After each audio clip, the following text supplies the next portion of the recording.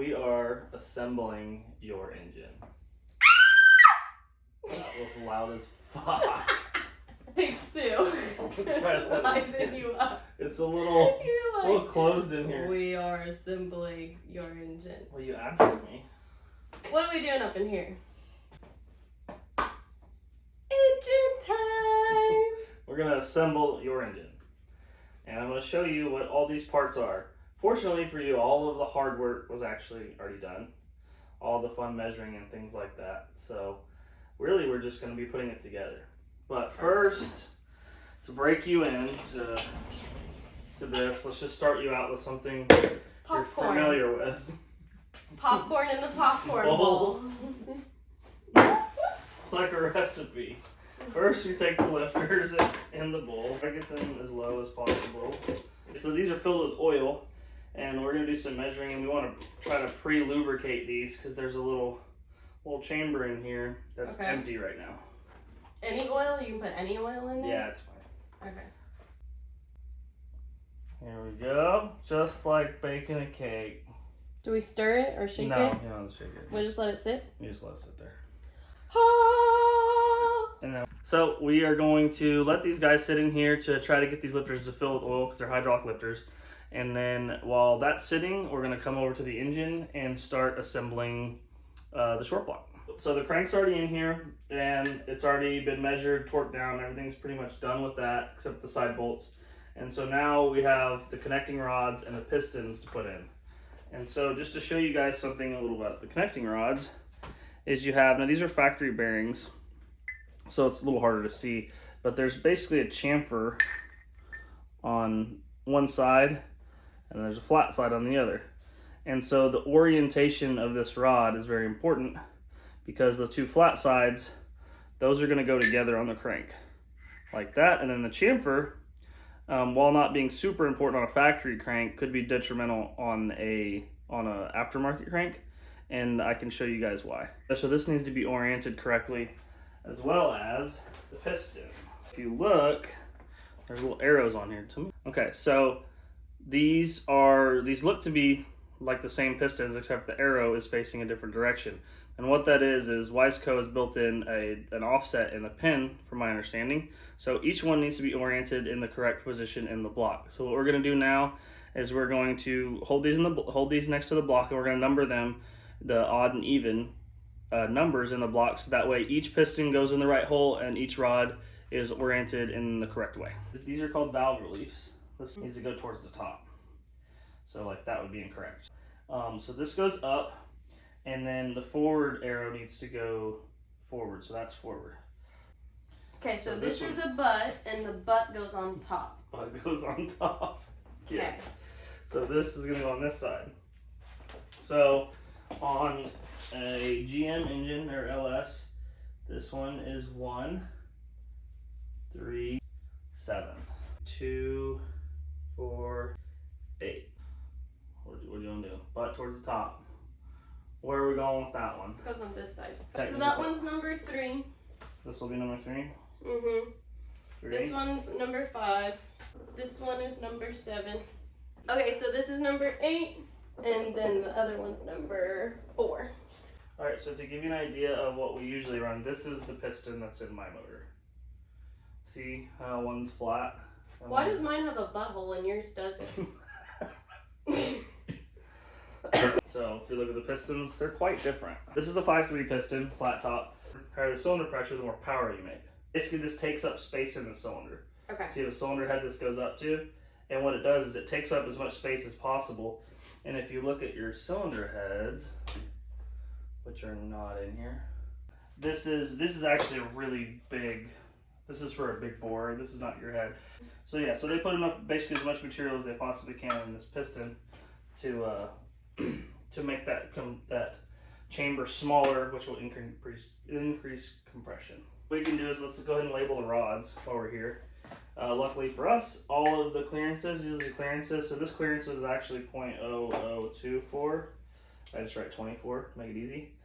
And so all of them were within spec.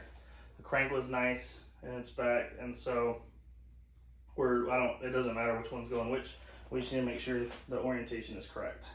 what I was explaining earlier, this is called a chamfer. Basically, this is the angle here. See that? Compared to that, it's like more. It's flat. Yeah. It's just flat across. So the chamfer is going to go towards the crank. So these two rods sit on one journal. They're basically like this in the motor. The chamfer is going to go towards the crank, and these are going to butt together. We'll do one, and then we'll just do a little F for front. So if this is going to sit in there like that, this is going to be the front. There. This shall be number 3. So we'll go, and then we'll do the other side. So there's the crank. We're going to put the chamfer facing forward. This is going to be the front. Number 3.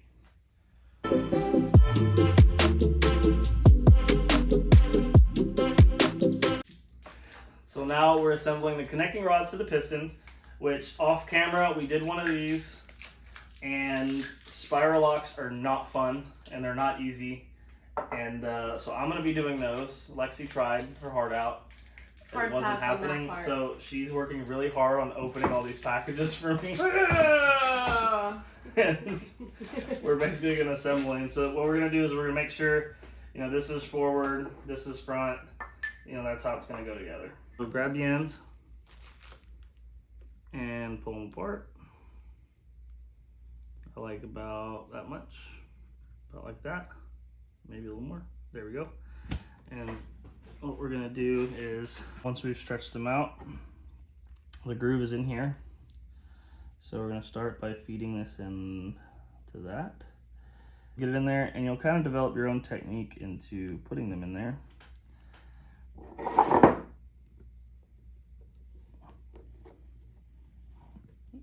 And we're just gonna work it, walk it in.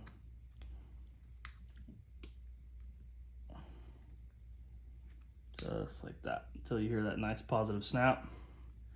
So now we're gonna do the rest of them.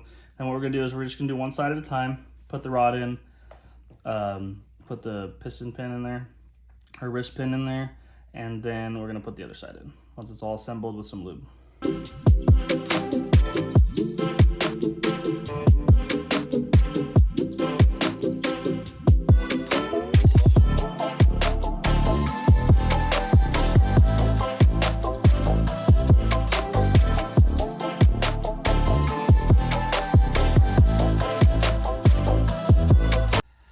So we got one spiral lock on each piston, and now we're gonna go and assemble the connecting rods. And what we're gonna go ahead and do here is we're gonna put some assembly lube on both sides of this, and then we're going to take the, I just like to do it, I just like to stand them up, and I'll just put a little assembly lube like that, and then by the time I get to the last one, it'll be all the way down the wrist pin. So from here, pretty simple. So of course we route front and front, so that's gonna go here, and then we're gonna slide the lubricated in, line the wrist pin up, push that in, and that's basically gonna sit like that. We're gonna assemble all of them, and then we're gonna put the next spiral lock in, which I can go ahead and just do now.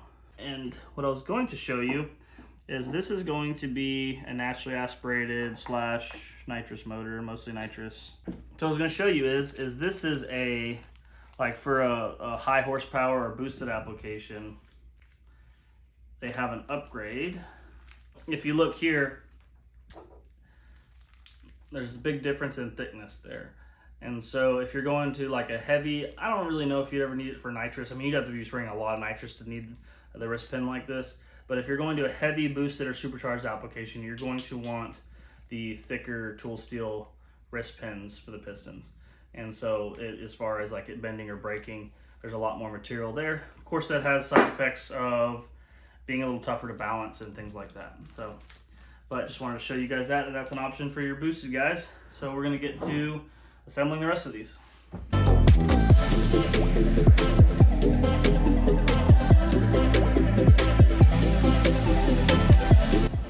Look at all these little cylinder loops. A little lubricated. A little cylinder cakes I decorated.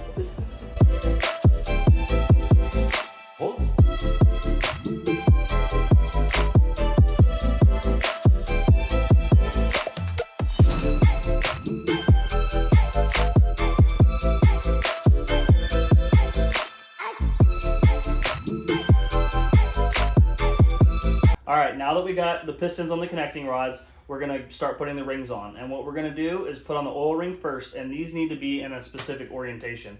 The Wiseco directions aren't the best to show, so I actually ended up opening some Hastings a box so I can better explain that for you. I'm gonna show you guys what's going on here. So this is gonna be your expander. Here's the expander gap, and then this is gonna be bottom or top. The expander though, when you look at it, so you want those to be pointed down when you assemble it. Like that, and then the top one is gonna go, the gap is gonna go here and here. So we're gonna hold it. So the front of the engine's pointed that way. Front of the engine is pointed that way. Okay, so point these down. I remember that. Point them down. Okay. Now the next one. Does it need to be perfectly on this little dot? No. Okay. That's why I see it has there's a range. Oh, gotcha. The gap goes on the opposite side of the other gap. Yeah, right here. Oh, okay. And then you just wrap it around.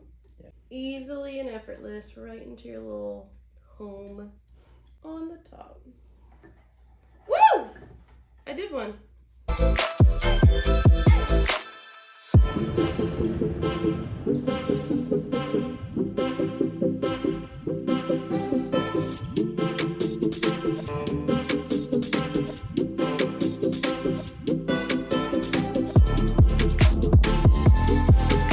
all right, we already pre-filed the rings, and so what we're going to do is we're going to go ahead and pull these out one at a time to make sure they don't get mixed up.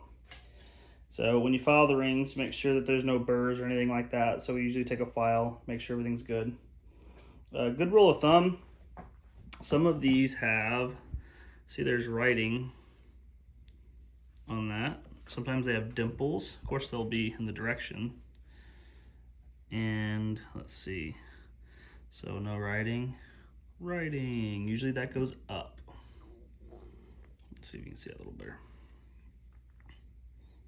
So you got writing on both sides, typically that goes up, and it is important. Now it's really easy to notice, so these are called Napier second rings. It's got this little scraper here. You can kind of see, there you go.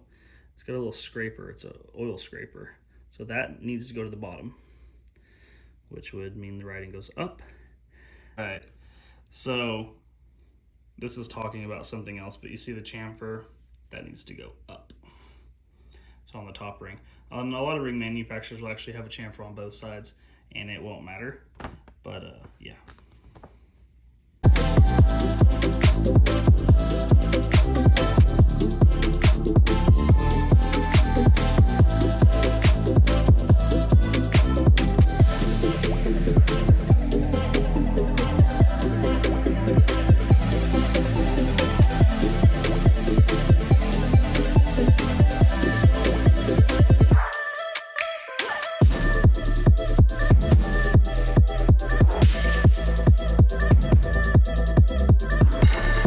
One little thing we're going to do just to make sure everything's good is we know this is 8, and I'm going to, before we take these all apart, take these caps off to get them ready on the motor, I'm going to go ahead and write 8 on this side and then 8 on this side, because we don't want to be mixing up any of these caps.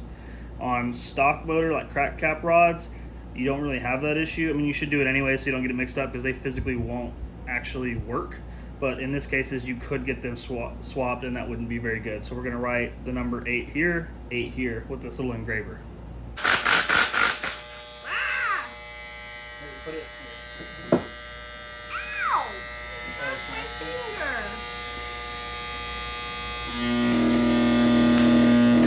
Oh!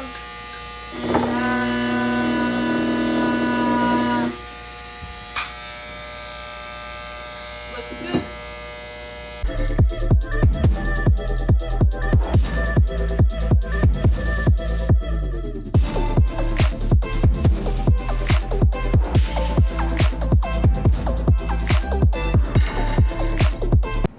So now what we need to do is we need to make sure all these bearings are clean, and we need to loop them. So what I want to do is make sure our hands are super clean. This is the way I do it. Other people use gloves. I don't like gloves because if there's some sort of debris or something in there, you wouldn't be able to feel it. So I'm going to take a clean rag and just kind of give it a soft wipe Wipe your finger off. Again, this is my own thing that I do. There. Make sure your hands are clean. Good. Alright, that feels good. So we're going to do that on both sides. So careful, those are going to fall out. And then, actually, before we do that, why don't we just pop these out just a hair? Just like that. Before we flip them over. And this is the actual assembly or torque lubricant or whatever.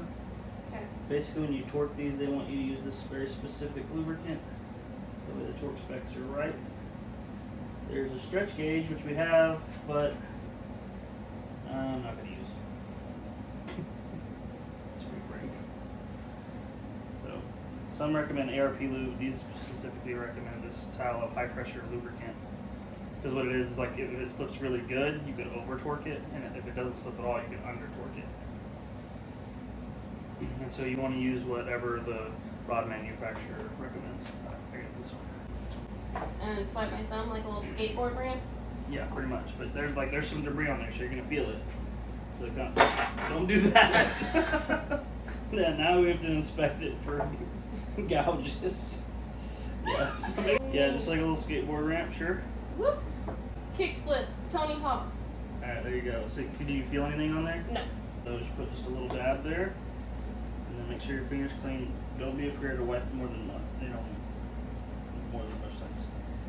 So same idea here. We're gonna go through these journals, lubricate these, kind of feel them over, make sure there's nothing funny that's happened since we cleaned it and installed it, and should be good to go. Move back to you. What about this little doodad? You can feel it. Yes. That's an imperfection on the bearing. She got a little bobo right there. Wah, wah, wah. Maybe from when you threw your thing at me. Okay. It bing. Could have happened. We're gonna talk about that. Some people might want to replace these bearings, but not me. This is 2000 grit sandpaper. And I'm just gonna gently, so you see it kind of take off some material, so you want to be careful. Even though that's 2000 grit, I got some WD-40. You can actually use the back side, it's even finer. Kind of polish it just a little bit. Aha! Use your fancy fingers to see if we can still feel that. Feel it? Nope.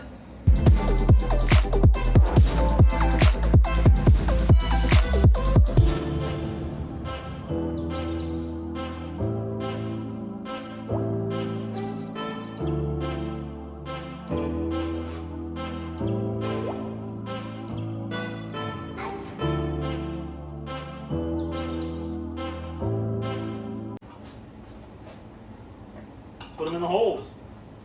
That's what you said.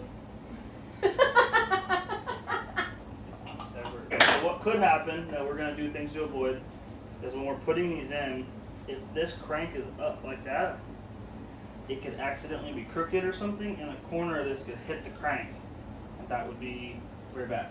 All right, so to avoid, so what can sometimes happen is when we're putting these in the holes, we got to kind of hit them in there, and so if we are crooked or something, or just off center, it could hit the crank and damage the crank of the rod. So we want to roll this all the way to the bottom on each cylinder. So we're going to do two first. So I'm going to make sure that's all the way at the bottom, and then before we go in, we're going to double check.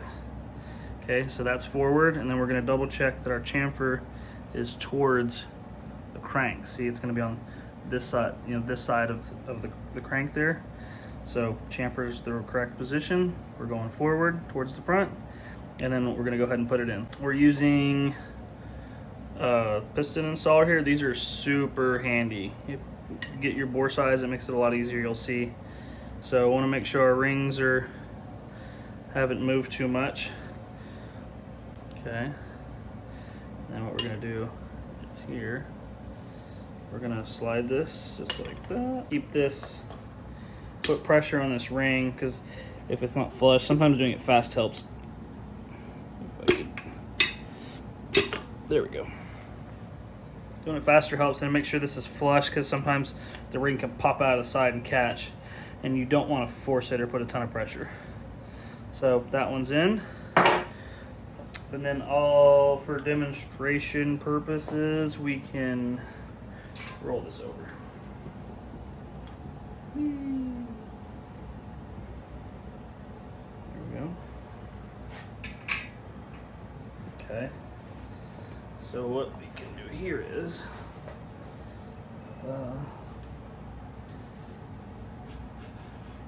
just slowly push it up, and then I'll usually grab like that. Make sure you got clean hands. Bam, just like that. Roll it over a little bit, and then we'll take our cap. Now remember, we had writing. It has the factory writing on this side. Then we actually inscribed number 2 there. So make sure you got the right cap. Put it just like that. And plenty lubed up. For now, some people use electric tools, some don't. I do. This only gets to like 15 foot-pounds. I use a drill style, so it's not too hard on the rods. And then we'll come back and torque them in.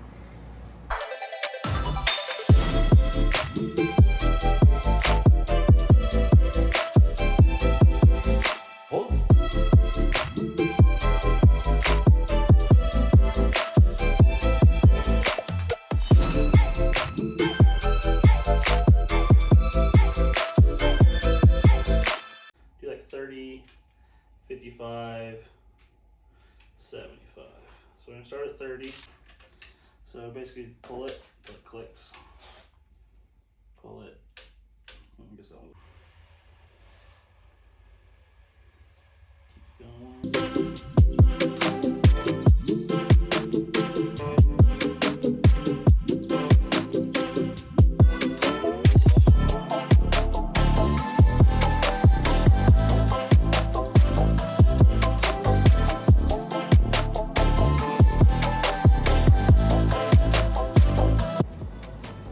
Did it, babe. I did it!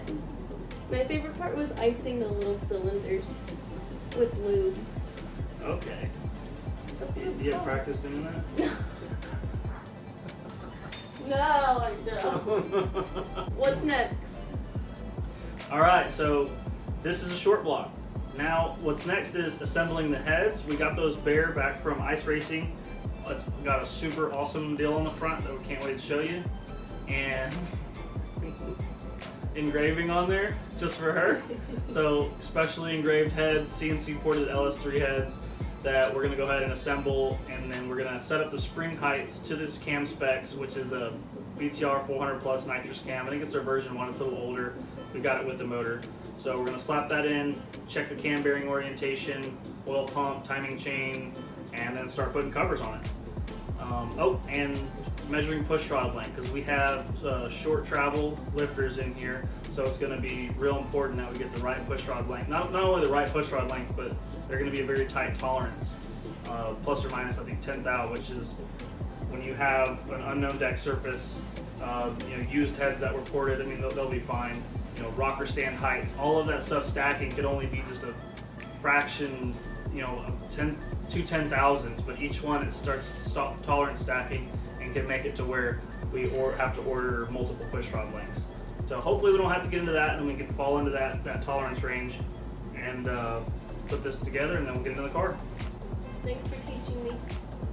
You're welcome. What's this called? A piston. And a piston rod. They're different. They're different. They're different. What's And a block.